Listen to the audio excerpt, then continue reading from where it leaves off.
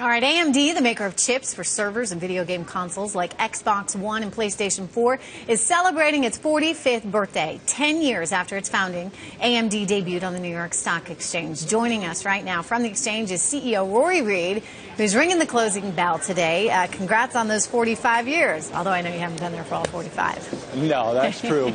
But it's been a great 45 years for sure, Trish. Yeah.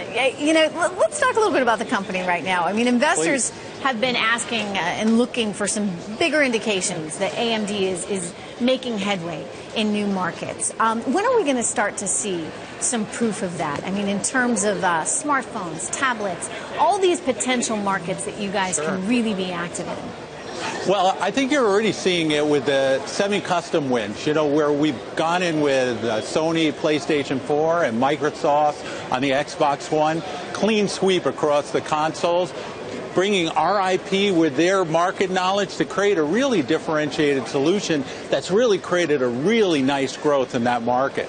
Next, you'll see us go into embedded and to the pro graphics space, and clearly will be 50% of our revenue by the end of next year in these growth segments. So I think those are really important kind of steps in our migration, where we used to be 95% over the PC market. This year already, last year in 30% in these new growth segments. And now you want it to be 50. But, you know, this is the reality, right, Rory? I mean, 50. The world has changed. I mean, PCs are no longer going to be the bulk of your business simply because they're not used as much as they once were. It's tablets, it's smartphones. So 50% fine, but, you know, the main market there, the PC market, is in a historic slump. How do you adapt and how do you change to this new world?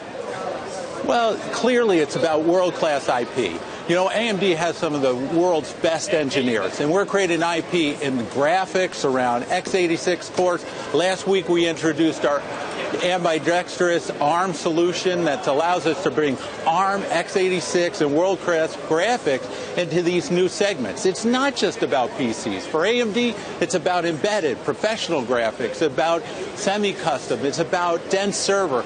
These are all new opportunities where we can open up the market for AMD's world-class technology to make a difference when we combine it with these market makers in each of those markets. That's key. Yeah, it's key. How has the competitive landscape changed for you? I mean, it used to just be, you know, Intel was the big rival, but now you're dealing with the likes of Google, Amazon, Facebook. I mean, the world is changing. How do you compete there? Well, I think actually there's a real opportunity with the kinds of customers you talked about, those market makers.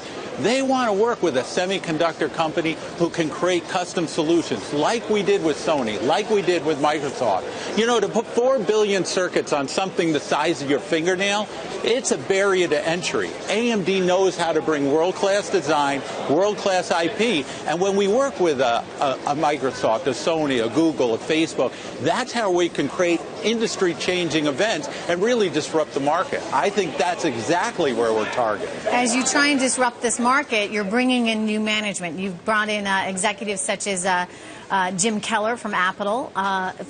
You've got Andrew Feldman, who came from SeaMicro, that SeaMicro acquisition. What is it that they're doing to change your path right now? Well, it's all about creating a different kind of mindset. This company is about where the market is going, how can we differentiate and win, and it's about bringing in world-class technologists and business people like Mark Papermaster, Lisa Su, you mentioned Jim Keller, Raja Koduri. These are players that want to get involved in AMD now because they can see us changing the trajectory of this company and the future of the company. You get the best people, you get a great strategy, you focus on execution, you can change the outcome of this company, and we've already seen that. Fourth quarter, we grew 38%.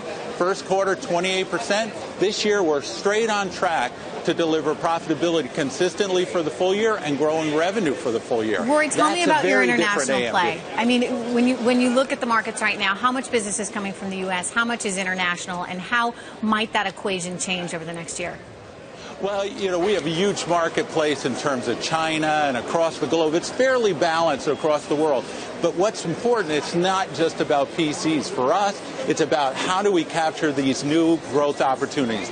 We're identifying where the market is kind of going, not looking backwards. We're trying to see dense server. We're trying to see the semi-custom opportunity, the whole cloud play. These are all big opportunities where our IP So does that can mean, really play. as you talk about the PC market just being 50% of your business and looking to other opportunities, how does that change? I mean, this is up from 30% last year. And you mentioned 95% of your market was primarily PCs just a few years ago. Are you going to get to a position where PCs eventually become just 5–10% of the business in the near future? PCs are clearly important for us. They're a heritage solution. Our APU, where we combine graphics and CPU, is differentiated. Our newest introductions of the products this year have really attracted a lot of interest. So it's an important market. It's a key market. And our discrete graphics in PC also introduces a nice flow. 50% of revenue there, that's nice and balanced. But AMD's always had this sine curve of performance. By getting a balanced set of portfolio products and markets, we can create a more consistent growth rate. Drive consistent profitability, demonstrate to the market that this company can consistently deliver and execute. Look at the game ramp last year. Flawless.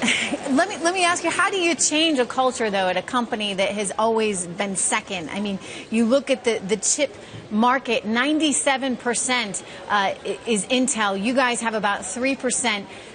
How do you change that so that you can really drive forward and be a serious competitor to the likes of Intel? I think it's all about culture. You got to change the mindset of the company. This is a company that's focused on the market.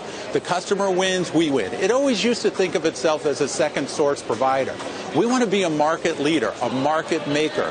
How do we create those relationships with those market makers that are really defining this next wave of the cloud era? That's where we can bring our IP and technology to lead. And that's how you attract world-class leaders, world-class engineers, and you bring them to bear with that customer. And you build trust with that customer by demonstrating you can execute and deliver. We're starting to win over those customers, and we'll win over the investors if we execute consistently and deliver on our commitments. Right, that's a different AMD. All right, good, hopeful message, and congratulations on the 45 years. Thank you very much.